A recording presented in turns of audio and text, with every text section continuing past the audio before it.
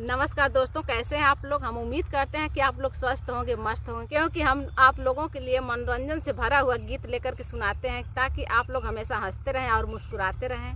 तो चलिए सुनिए, हम आप लोगों को सुनाते हैं। फैशन में भारत दीवाना भइल, फैशन में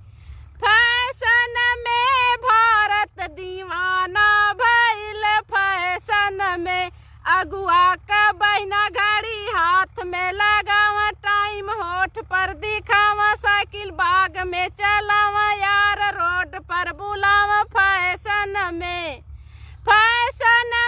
भारत दीवाना भइल, फैशन में भारत दीवाना भइल, फैशन में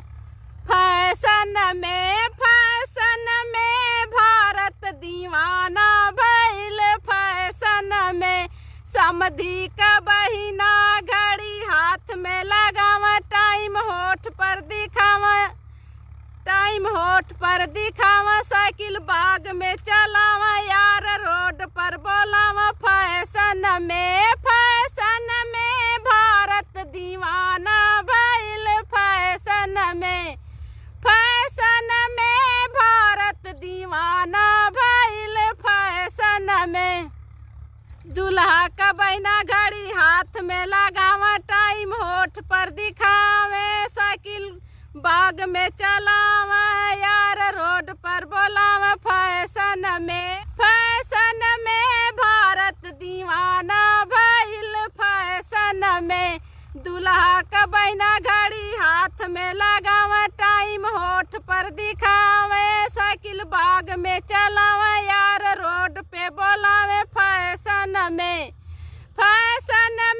भारत दीवाना भइल, फैशन में भारत दीवाना भइल, फैशन